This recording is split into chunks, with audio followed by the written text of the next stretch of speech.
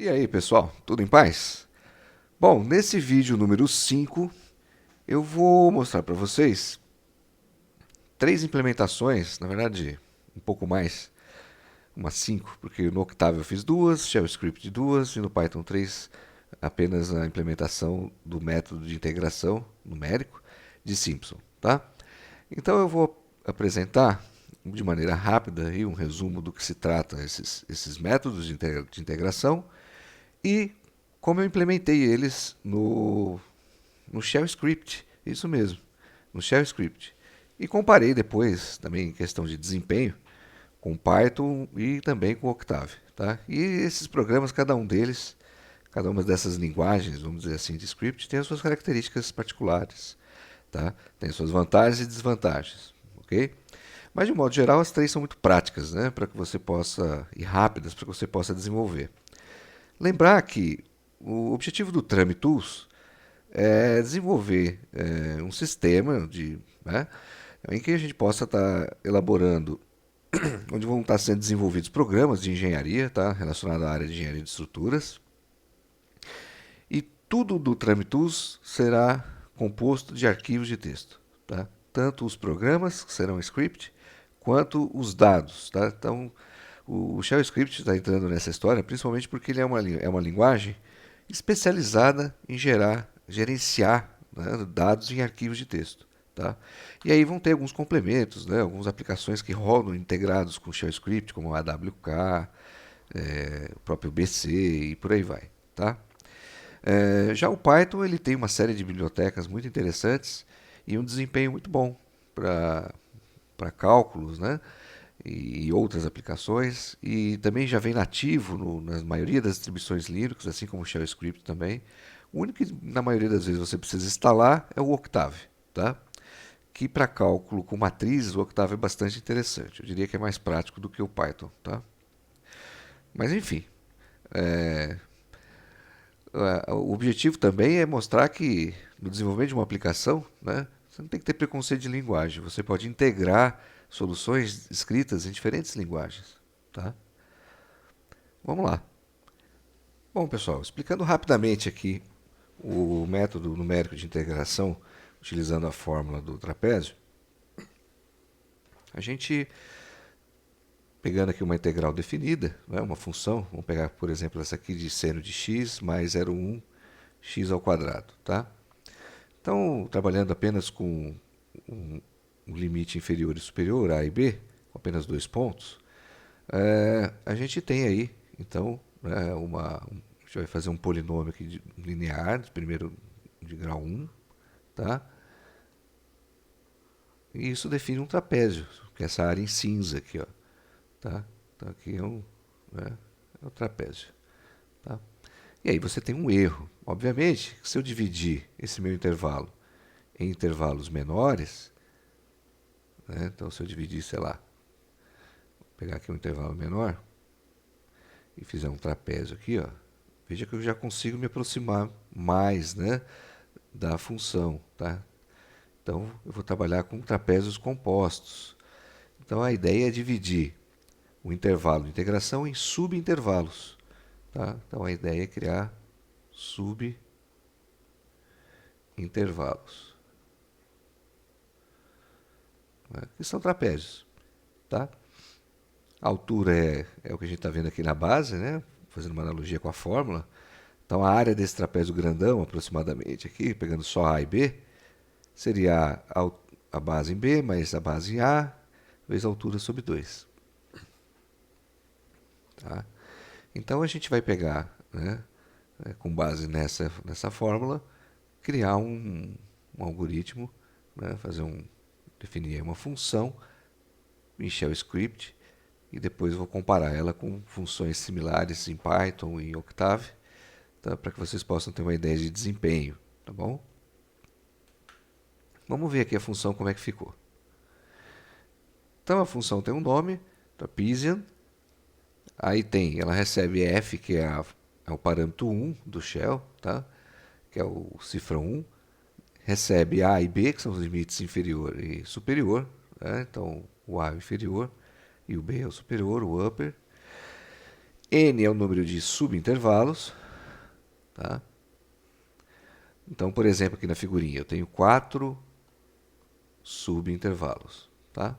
Então, eu tenho aqui ó, as bases. Né? As bases são o resultado das funções, as bases dos trapézios. Então, eu tenho a base A e base B, e tenho as bases intermediárias, que vai de 1, 2, 3, tá? Até 3. Veja que as bases intermediárias, nos pontos intermediários, é o número de subintervalos, né? Então, esses caras aqui, que vai de 1 a 3, né? É n menos 1. Tá? Muito bem.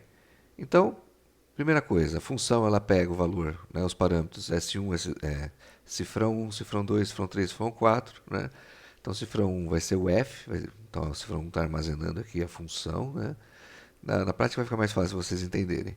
O A pega o valor do limite inferior, o B pega o valor, né, do cifrão 3, que é o limite superior, e N, né, pega o valor do cifrão 4, e aqui eu já estou tirando 1, ó, já estou fazendo menos 1, tá?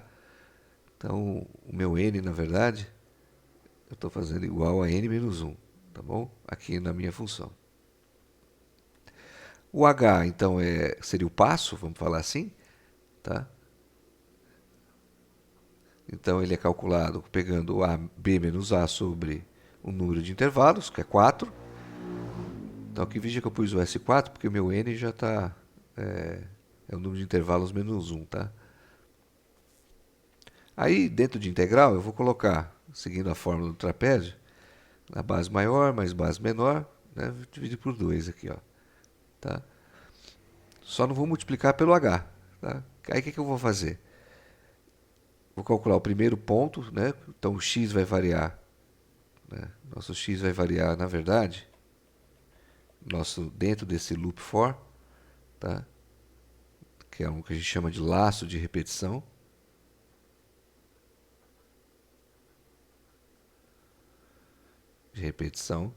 Então, dentro desse for, vai entrar. Nós vamos sair de. Nosso x vai variar de 1 até 3, tá?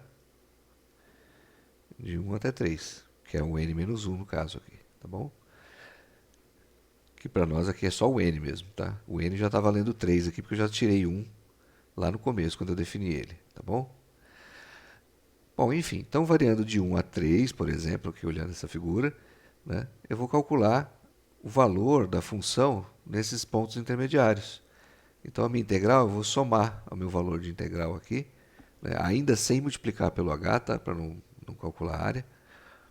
Eu vou somar o valor das funções, que são as bases dos trapézios. Tá?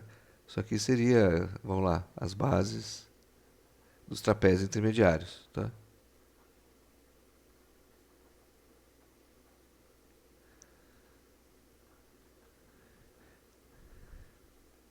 Intermediários. Beleza? E aí o x eu vou avançando. Para cada passo que eu dou, né, eu somo mais h aqui. Tá? Ou seja, então eu vou de 1 até 3. Tá? E vou somando h. Né? Cada intervalinho desse aqui, subintervalo é h. No final eu pego a minha integral, que são todas essas alturas aqui, né, e multiplico por h para obter a área final. Tá? Então daqui vai sair a área da nossa integral. Quanto mais subintervalos eu definir, maior a precisão. Tá? Então, pegando aqui o valor exato, eu tenho aqui no PDF o valor exato dessa função.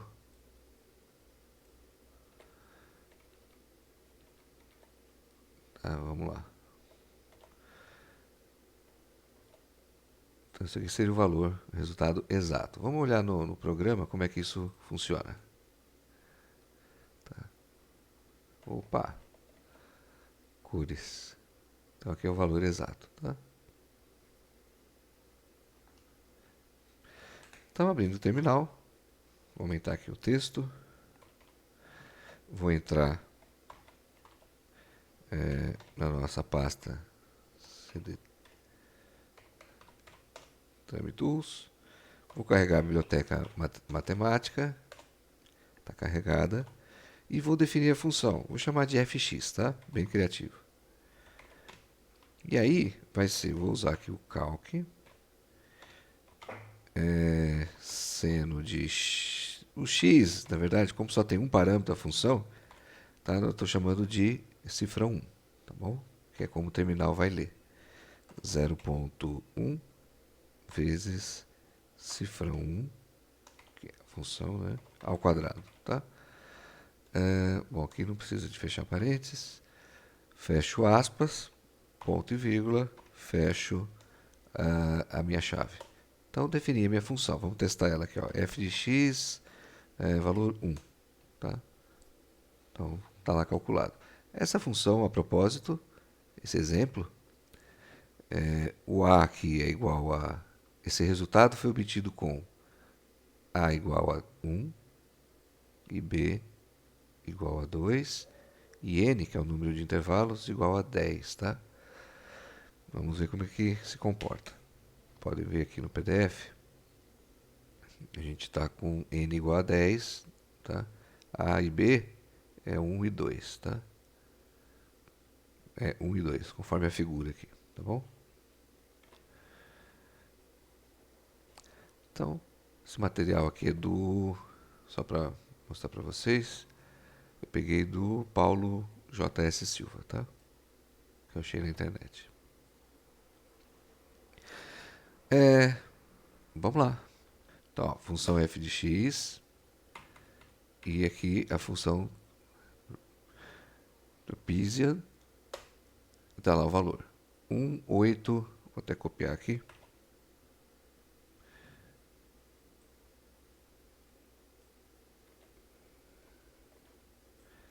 Então veja que vai bater aí na terceira casa, tá? Isso dividido em 10, bateu aí na terceira casa, tá bom? Joia?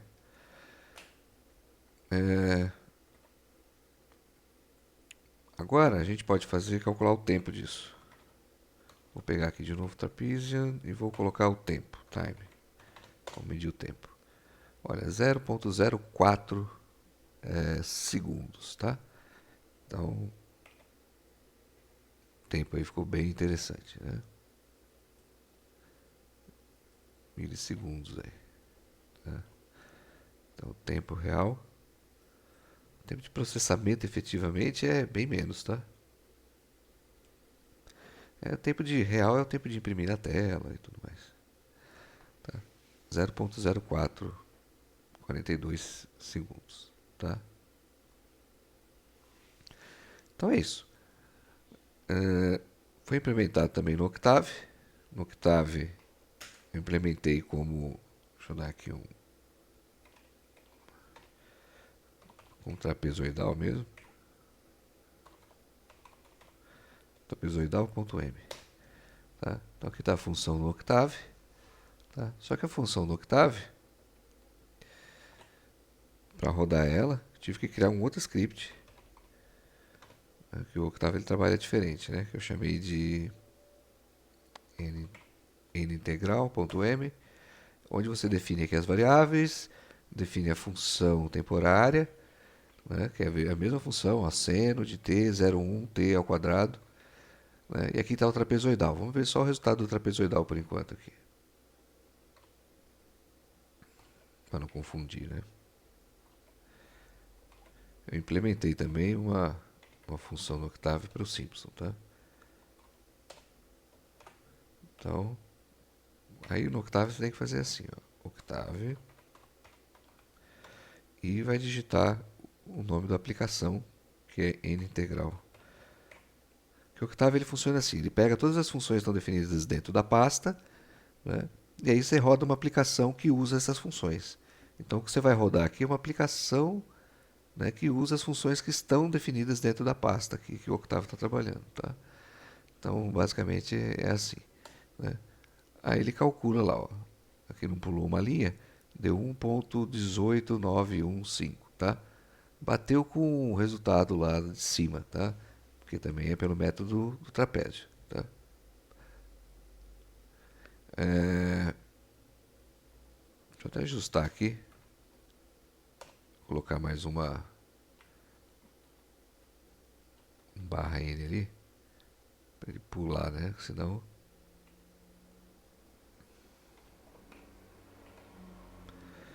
Ok. Tá lá, ó. Tá? Então, metro pelo metro trapézio. 1.189152, tá? Posso ver o tempo.